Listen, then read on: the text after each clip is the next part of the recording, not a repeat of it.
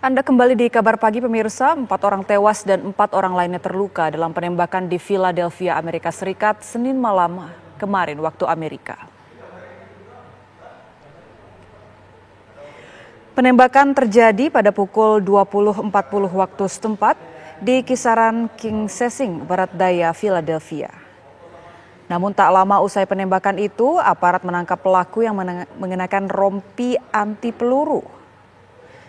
Diketahui 2 orang korban adalah remaja dan belum diketahui apakah korban terluka atau tewas. Aparat setempat belum menjelaskan secara detail mengenai penembak itu, termasuk siapa pelakunya.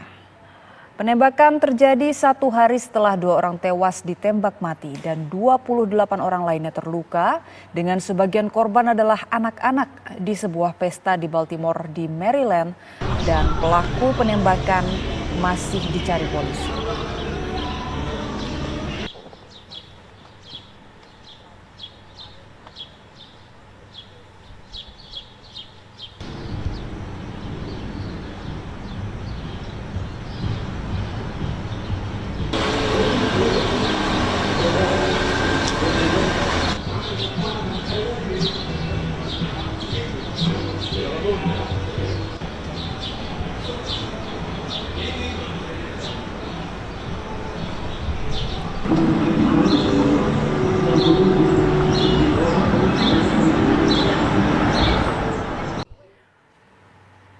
Pemirsa, selama tahun 2023 terjadi hampir 340 kasus dan yang terbaru di Philadelphia 4 orang tewas. Sebelumnya di Baltimore 2 orang tewas.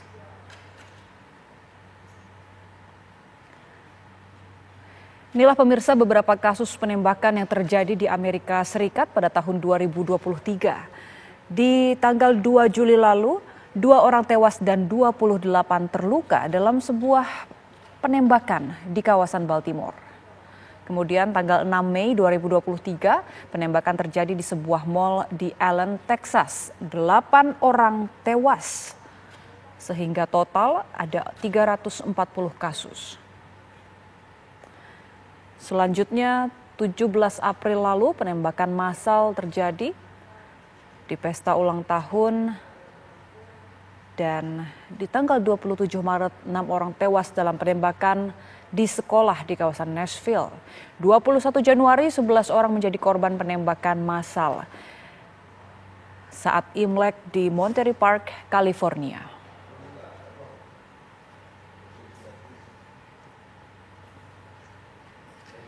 Dan pemirsa, bagaimana perkembangan terbaru pasca penembakan terjadi di Philadelphia, Amerika Serikat? Kita bergabung dengan rekan Yanri di Amerika Serikat.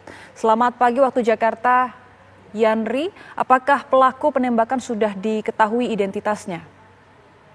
Boni, untuk pelaku sudah diamankan, yaitu seorang pria berusia 40 tahun dan namanya adalah Imbradi Tariker. Dan saat ini masih udah dalam penanganan ataupun diamankan polisi dan segera akan dituntut atas tindakannya. Untuk korban yang meninggal ini bertambah 1, Boni, yaitu saat ini total mencapai 5 orang tewas dan 4 orang terluka.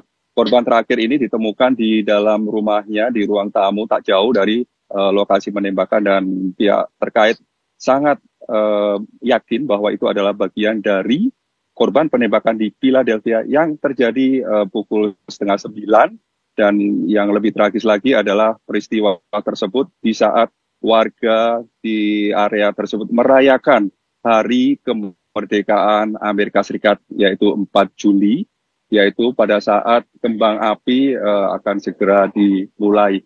Dan Boni, seperti yang tadi disampaikan dari catatan saya, per tanggal 4 Juli, yaitu bertepatan dengan Hari Kemerdekaan Amerika Serikat ini, setelah penembakan di Philadelphia, terjadi lagi peristiwa penembakan massal yang terjadi tepatnya di yang saya catat ini berada di kawasan Fort Worth, Texas, di mana 3 orang tewas dan 8 orang terluka. Peristiwanya terjadi pada pukul 11.30 atau setengah 12 malam, di malam yang sama setelah peristiwa yang terjadi di Philadelphia. Dan total hingga saat ini dari catatan Gun Violence Archive, di mana seluruh peristiwa penembakan terjadi ini tercatat, total peristiwa penembakan massal, yaitu penembakan dengan korban lebih dari 4 orang, tidak termasuk penembak, ini terjadi di Amerika Serikat. Tahun 2023 masih separuh, namun jumlah total korban meninggal akibat penembakan yang terjadi di berbagai lokasi, yaitu penembakan massal maupun pembunuhan bunuh diri, ini sudah mencapai yang tertinggi sepanjang sejarah di Amerika Serikat. Dan masih belum selesai, tahun 2023 nanti memang sangat tinggi sekali untuk korban meninggal akibat senjata api di Amerika Serikat. Dan saat ini, hari ini adalah Hari Kemerdekaan Amerika Serikat yang ke-247, dan sejumlah lokasi tentunya akan memberikan pengamanan super ketat karena sejumlah peristiwa, baik itu yang terjadi tepatnya tahun lalu maupun beberapa hari menjelang peringatan kemerdekaan Amerika ini terjadi peristiwa penembakan massal. Namun di kota New York sendiri, NYPD sudah bersiap, dan dari informasi intelijen tidak dideteksi adanya sesuatu ataupun yang akan mengancam atau membahayakan dari pelaksanaan pesta kembang api yang akan berlangsung beberapa jam lagi. Poni. Baik, Yandri, kita lihat bahwa rentetan kasus penembakan di Amerika Serikat ini nampaknya belum mereda. Nah, antisipasi dari pemerintah itu apa? Apakah rancangan undang-undang pembatasan senjata api ini juga sudah mulai dibahas? Ya, di Amerika Serikat ini kepemilikan senjata api oleh warga sipil ini memang dilindungi oleh undang-undang dan merupakan salah satu hak dasar dari warga Amerika Serikat. Namun untuk kepemilikan maupun siapa saja yang diperbolehkan, ini masing-masing negara bagian memiliki aturan. Dan saat ini memang masih menjadi perdebatan di sejumlah negara bagian, baik itu di tingkat nasional ataupun tingkat federal. Dan Presiden Joe Biden sendiri dan juga presiden-presiden sebelumnya, terutama yang dari Partai Demokrat ini, berusaha untuk memperketat kepemilikan senjata api oleh warga sipil, diantaranya adalah sangat memperketat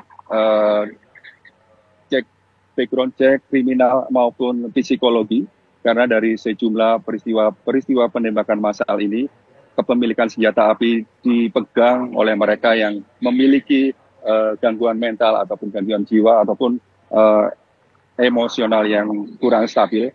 Dan ini saat ini memang masih belum ada kesepakatan di dalam Kongres.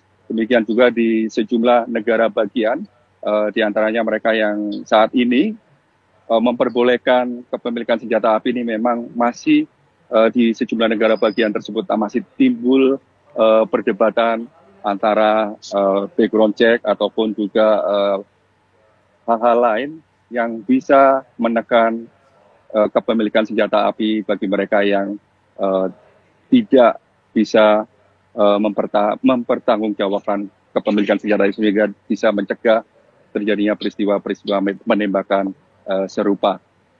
Poni.